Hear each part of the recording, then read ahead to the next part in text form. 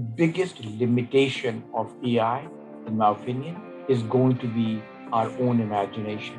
If we think small, then we'll do small things with AI. If we think big, we'll do really, really big things with AI. Globally, there's been an incredible transition to online environment, and we have really leapfrogged years in terms of digital adoption in just a matter of months. The people who embrace and benefit from AI will replace people who resist AI. So it is our job to embrace this technology, benefit from it, and see how we can enrich our life, our work with it, rather than resist it, because this is here to stay and it is expanding. Hello and welcome to the Teens in AI podcast, where we interview leading figures in the world of AI from the perspective of young people. My name is Kate, and in today's episode we're talking all things Mastercard with Rohit Chauhan, Executive Vice President of AI at the company, and Laura Quevedo, Executive Vice President at Mastercard. Mastercard are committed to incorporating AI into all corners of their company, from the algorithms that enable payments and prevent fraud, to identifying skills gaps in HR, to partially automating customer support. AI is being used to save time and improve efficiency. In this episode, we speak about this strategy and how AI is being embedded throughout the wider world. These interviews were conducted separately and then edited together. We hope you enjoy.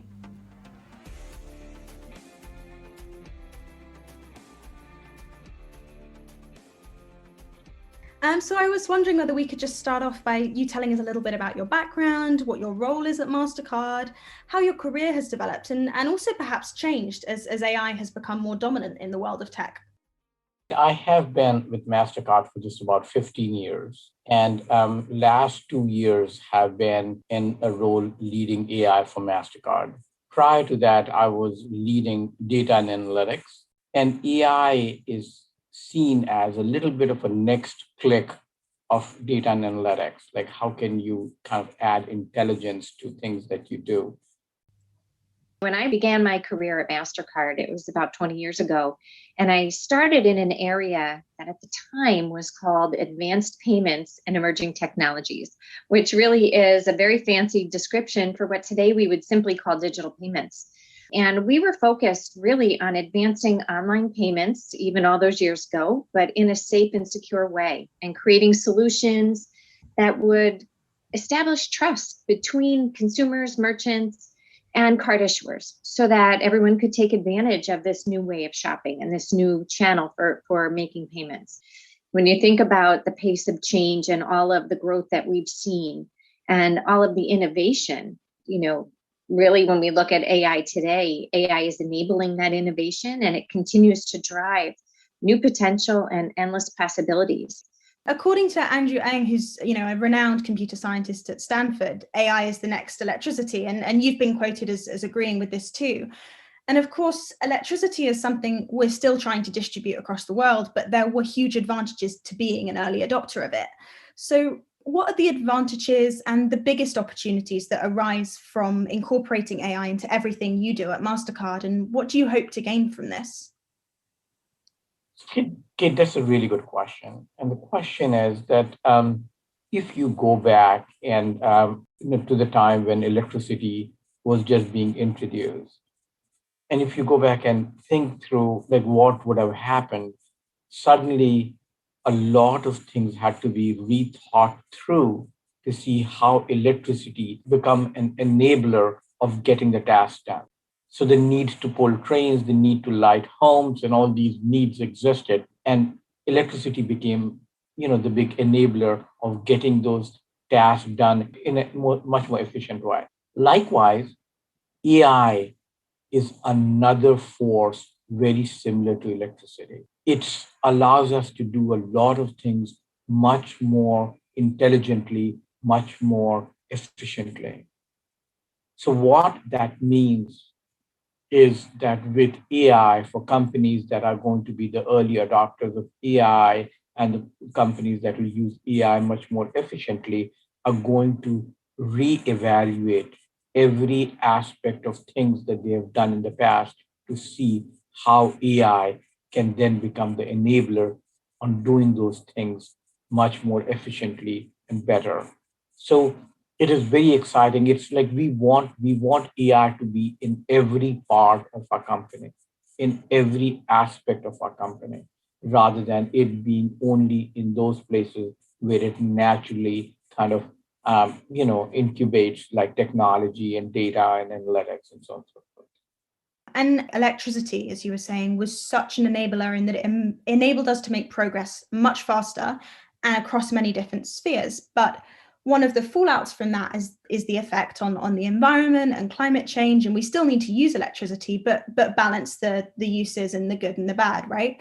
So what are the risks in the world of AI that we're trying to balance with the good and the amazing things it's capable of helping us to achieve? So, Kate, that's another really good question, and the question is more important in the realm of AI for a couple of reasons. Number one is that in a normal computer program, you write the rules. You sit there and you say 2 plus 2 equals 4, and 4 times pi equals this, and so on and so forth. You provide the rules, and the rules are hard coded, and they are the ones that get followed every time the computer program runs. But the way you train an artificial intelligence program is that you provide historical data, and then you let the computer program, the AI programs, ingest that data and build the rules. And sometimes, if you're not very careful, if the data, has some issues, inherent biases, and so on and so forth, then those biases get coded as rules. So let me give an example. Suppose we are trying to create a translation module using AI, a module that can translate a language in English into any language, for example, into Romanian. I'm just making it up, okay? In the past, what would happen was that there would be linguists that would sit there and they would write all the rules on how to convert from one language to another. But in the world of AI, what they would do is that they would take 5,000 books that have been written in English and 5,000 books that have been written in Romanian, and then they would just give that to the computer program, and the computer program will ingest this and then creates the rule that if these are the words that get spoken, then based on everything that it has learned from those 5,000 books, it will translate it. Now, if you look at it, it seems very simple and seems fine, and you say, there is nothing that potentially could go wrong. But suppose there was a sentence that I was to give to this translation saying, the nurse looked at the patient and gave the patient some medicines. Okay, in English, there is a possibility that the Romanian version might say the nurse checked the patient and she prescribed the medicine. Now, the translation has assumed that the nurse was a she. And it is purely based on the fact that in the 5,000 books that we had given to train the AI program, nurses came out more often as women than men. And these are things that may become hard coded and become rules if we do not pay too much attention in what kind of data that is being used to train the AI programs. And just as electricity has become more and more of a necessity, the pandemic made e-commerce infrastructure a necessity in order to help us all to isolate. The accelerated growth of e-commerce as a consequence of the pandemic is something that Laura has been monitoring with her team at Mastercard. It's been said in a new IBM report that the pandemic accelerated the shift to e-commerce by 5 years. And it was talking about, US retail e-commerce increased by almost 32% between the first and second quarters of 2020. And, Amazon, of course, experienced huge sales growth of about 40%. So what's the effect of this shift been for Mastercard? And more widely, what changes have you seen take place over this past year due to the pandemic? Yeah, I mean, you're absolutely right. It's no secret that this pandemic has brought, you know, absolutely radical change in terms of the way all of us work, shop, socialize, interact in almost every part of our lives, right? And that includes, a huge transition to doing as much as possible online. And this has really had a significant impact on our business and the way we, support change in these behaviors for our consumers. As you said, globally, there's been an incredible transition to online environment, and we have really, kind of leapfrogged years in terms of, digital adoption in just a matter of months. So a lot of tremendous progress that I don't know that anybody really would have foreseen, a year ago or, a year and a half ago before COVID took hold. But we do know that more and more consumers are forced to go online and make purchases for everyday things that they normally wouldn't have. Groceries, food deliveries, home improvement. People are shopping more for apparel and clothing and entertainment and everything online. And, when you talk about some of the statistics that we've seen, I mean, Mastercard has seen an increase of, about 54, almost 55% year over year in online payments and online sales since February of 2021. So really massive shifts. I think, what we've also seen is that as consumers were forced into this kind of online environment, it's given them an opportunity, especially those that would not normally be comfortable in this space, to experience it, and they can see the security, the simplicity, the seamlessness that's embedded in digital payments and the way that they're enabled. And I think it started to really make an impact on consumers. As we start to see restrictions being loosened, I think the expectation is that it's going to be unlikely that people will completely go back to their old habits and start to do everything in a face-to-face environment. I don't think that's really what we're expecting. We've also seen a dramatic increase in contactless payments, and the rate of adoption has, really leapfrogged and been faster than we ever could have imagined. I think, we've seen a 40% increase in contactless transactions as consumers were looking for, the cleanest and safest way to use their card in a face-to-face environment. So that's pretty monumental when we think about the increase in that payment type. We're also seeing, consumers more interested in adopting biometrics and facial recognition and new kind of biometric technologies as a way for safer transactions. And we're starting to see that become, more of a trusted way to pay for consumers. 7 out of 10 consumers today are saying that they've shifted from cash to digital payments, and they will likely do that permanently. So we've really seen what I think is just a massive transformation in the way consumers think about payments, in the way businesses think about selling to consumers, and in the way that consumers can pay. So our job at Mastercard and what our responsibility is really to ensure that the security is never compromised in these online payments, and we enable them and consumers to pay when, where, and how they want. So really a lot of great progress in that area. As you mentioned, though, we have this amazing benefit, but also the challenge that comes from that, like you said, is the security. And of course, with more transactions taking place online, there has been a marked increase in fraud. And how can AI help us to prevent this increase? Can it cover all bases? Is there fraud prevention education we need to do? Or, can AI really, really help us out with this? And how is it helping us? Yeah, that's a really great question. 10 years ago, AI and fraud detection was really just focused on what we knew about a particular credit card or a debit card and ways that we can leverage AI to help, prevent abuse on that specific card.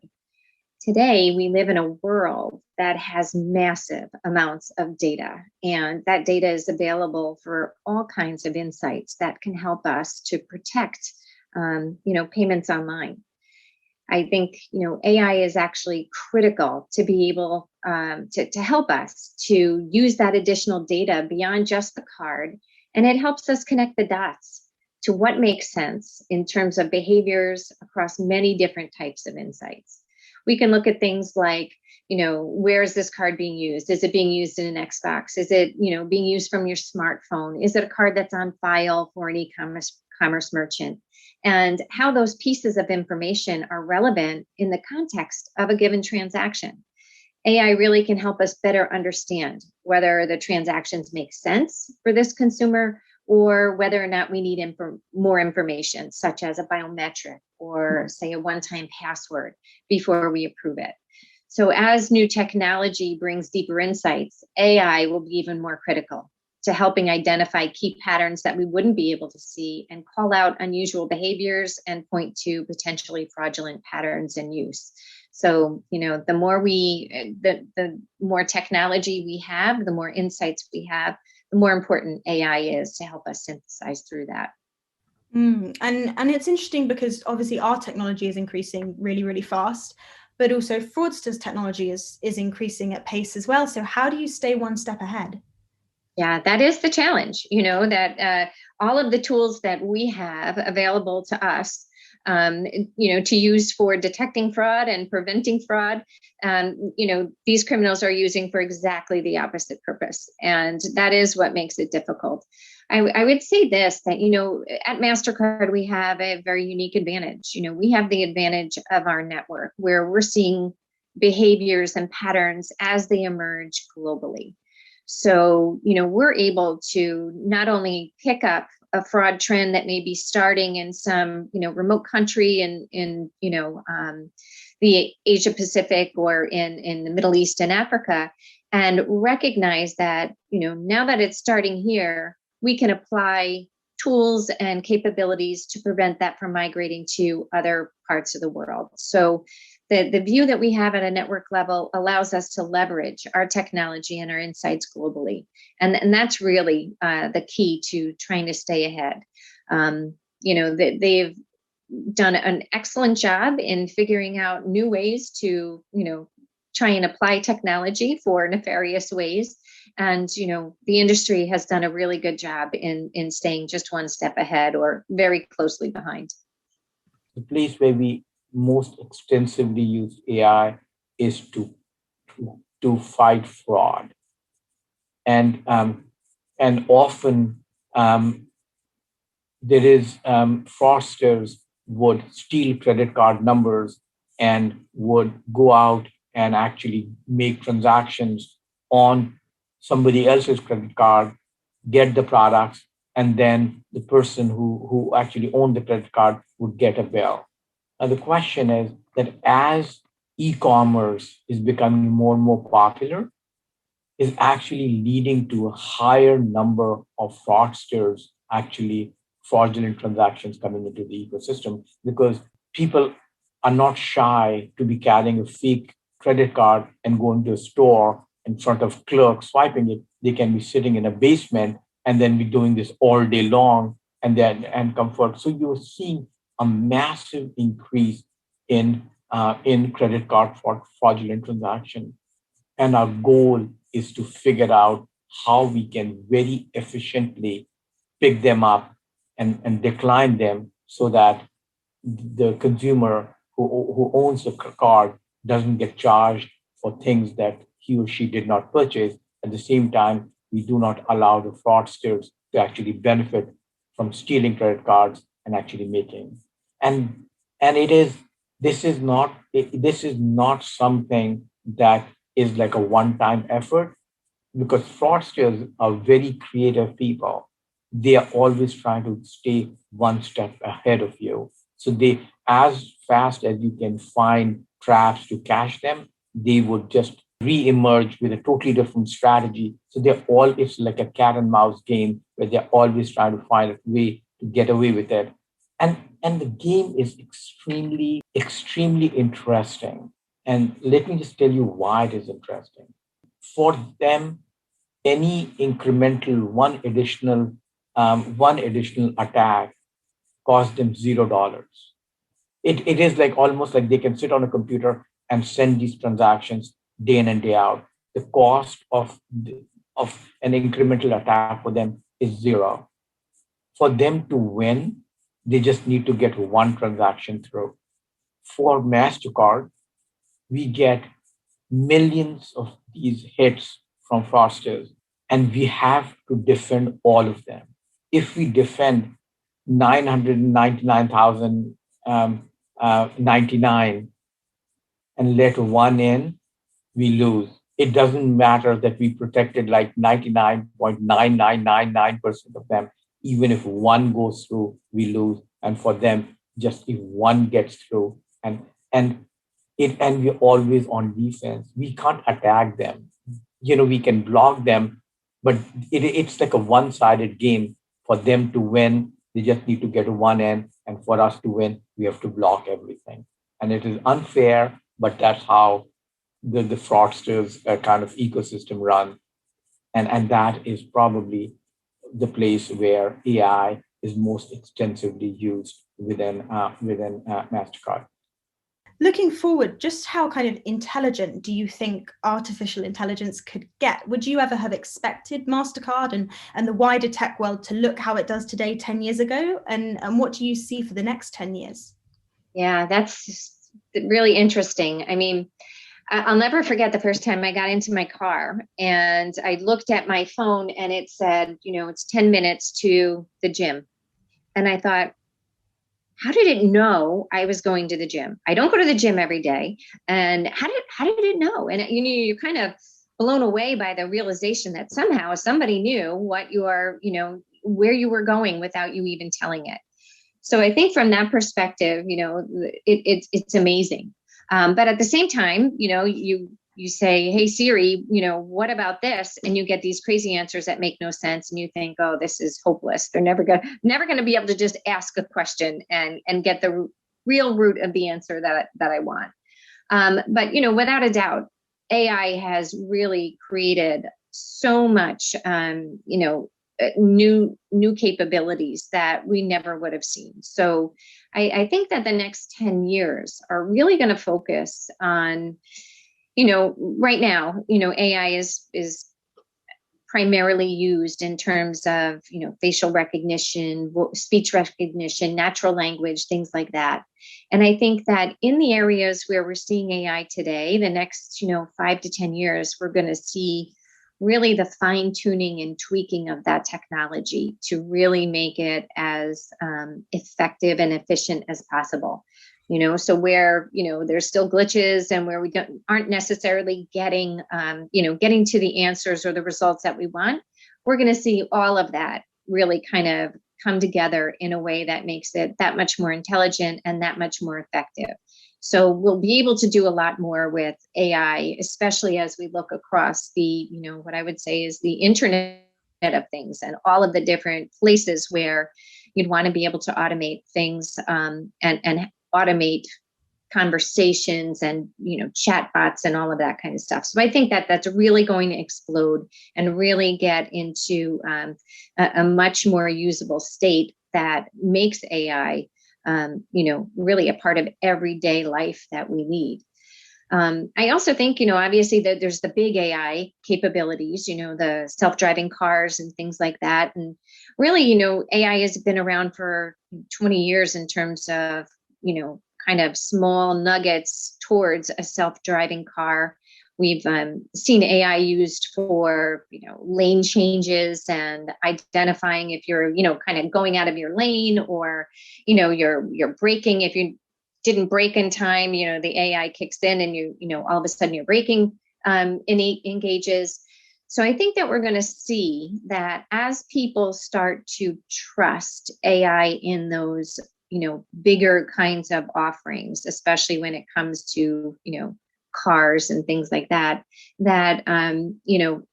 trust is going to drive that forward. I do believe that we're going to be trusting self-driving cars very, very soon.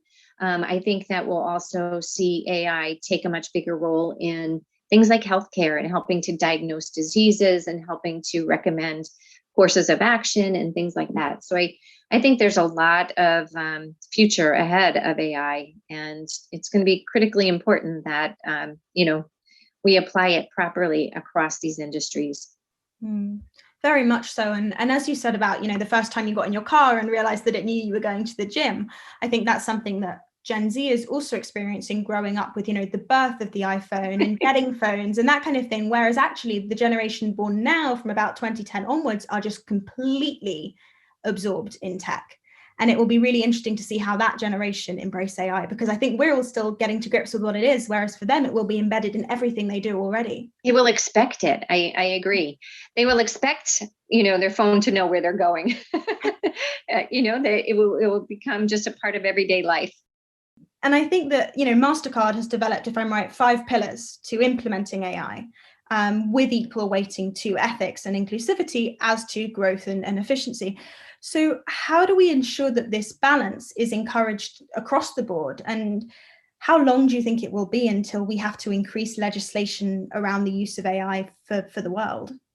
I think it's almost like for an AI ecosystem to run, we need all the pillars in place, and all pillars are equally important. For example, if you say that which wheel of this car is more important than other, the answer is that all wheels are important, because without one, even if one wheel is missing, the car will not run. So with that said, it is very, very important that all aspects of it, because only when all the wheels come together, the AI, the car will run and the AI will work in an efficient way. So with that, every model that gets built in within Mastercard goes through a governance committee, and the governance committee would evaluate it to make sure the robustness of the model, to make sure that the data that was used to build the model is not biased, and we have a tremendous amount of checks and balances in place so that we at least do our share to minimize any bias that may actually creep into the model. And I wonder how long it will be until, we have governments saying everyone must have that kind of process in place if they are using AI, how long it will be until that becomes compulsory, because it's obviously a great standard. It should be standard practice. Right.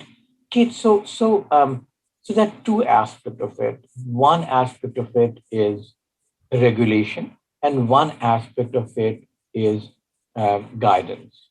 Okay. And I think we need to have a very clear view on what these things actually mean in as they manifest themselves into in the AI world.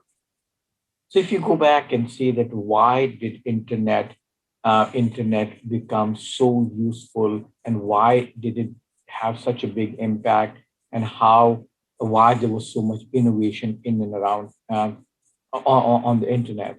And one of the reasons why we saw all those things was because it was not regulated. People could sit there and innovate on it all day long. And what it did was that it took the cost of communication to zero. You could communicate to anybody at absolutely zero expense. There was a whole lot of benefit that came out of it, but there's a whole side of dark things that came out of it, which were like detrimental to our society. So likewise, when they go out and they speak about regulating AI, they have to be very careful, because if we over-regulate it, then we might not be able to get all the benefits that we could get out of this technology. And if the regulation is uneven, and in some countries where it is highly regulated, in some countries where it's not very highly regulated, then we'll see a much higher level of innovation going on AI in some countries as compared to other, and hence, there'll be some uneven progress based on AI. So I think AI has to be regulated in certain applications rather than saying AI, all aspects of AI should be regulated. AI should be regulated. Certain applications of AI should be regulated, period. Like an example of that could be facial recognition.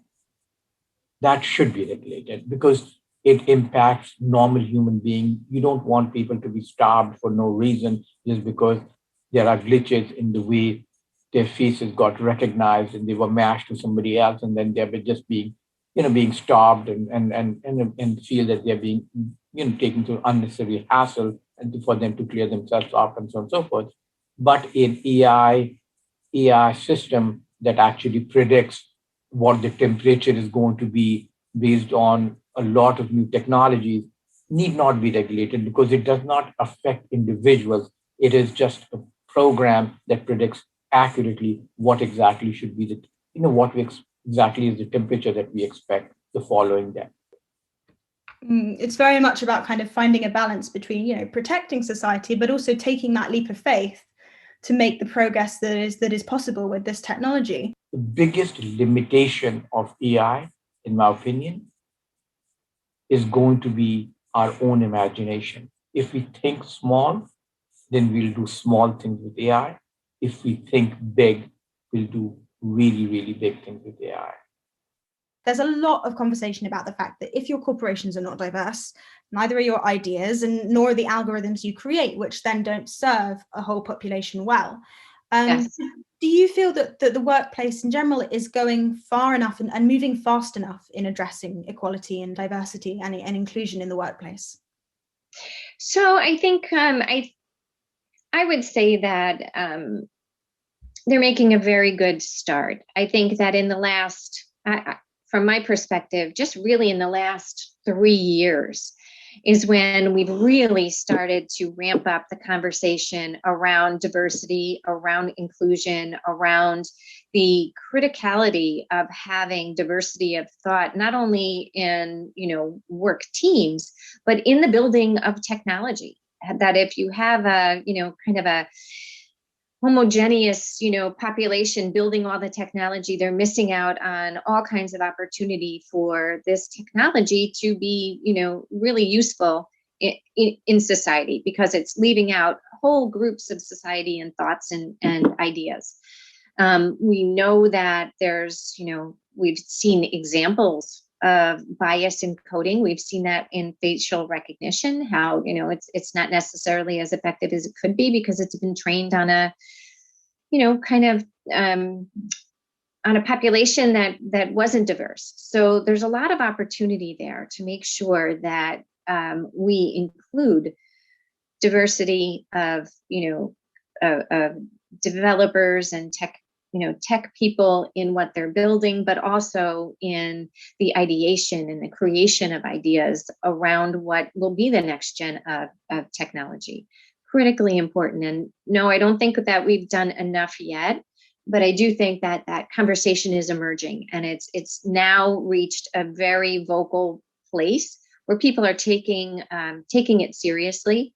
And I see, companies and the industry and the education industry all really reinforcing that message and how important it is to have diversity as we build and we evolve through different kind of technological advances. So more to come, but I think it's a start. And one of the reasons it's really exciting to have you on the podcast today is that you're a senior woman in the world of tech. So I was wondering, what has been your experience as a female leader, and what do you hope for the next generation of women in tech? I think this next generation is really going to be the first generation where, women went into tech willingly and are starting to reap the benefits of having their voices heard. And I hope that they're also able to fully realize equality in these tech fields and find that they're given the same levels of responsibility, the same pay, and also the same opportunities for career growth. I mean, that's going to be critical to, sustaining women in these fields, is making sure that they are, realizing the same benefits and the same opportunities. So that's what I'm hoping to see. We want gender diversity in every discipline of education, so that when a team is being put together to creatively solve a problem, then we have every aspect of diversity available, rather than it being handcuffed to only certain people that may choose a certain discipline to study and not having it. So I think we are on a really good path. I think in the past we've seen good strides, and I think we're heading, but I do have to humbly kind of accept that we still have a long way to go to actually, but the benefits of diversity in workplace, the price is bigger than what we can ever imagine. And we have so many young people listening to the podcast and mentors who are helping to run our hackathons who are listening, and they're all really interested in working in this field. So what advice would you give to young people who are interested in careers in technology and are ready to embrace AI?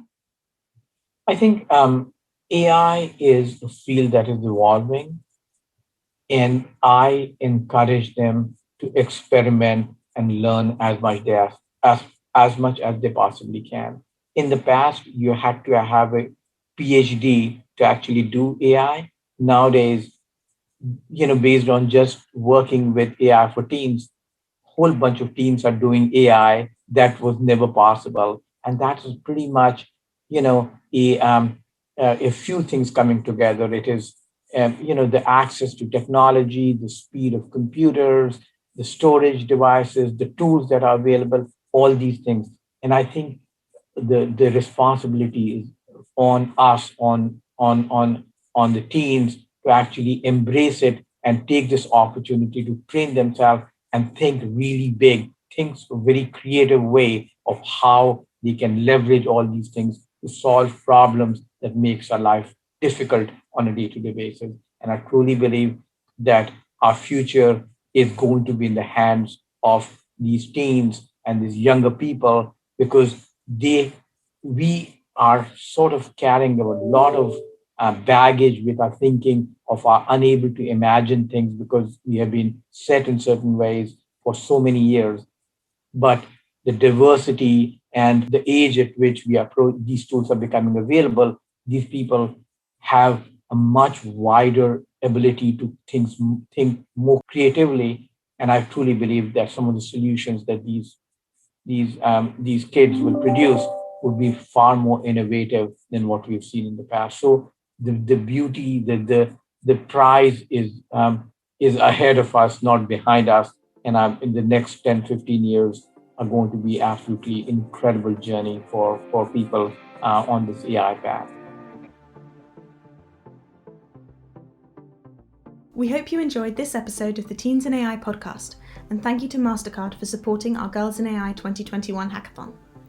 To stay updated on the podcast, follow us at Teens in AI Pod on Instagram and Twitter, and let us know your thoughts on the future of fintech. You can catch new episodes of the podcast every Thursday. Thanks for listening, and I hope you have a great week.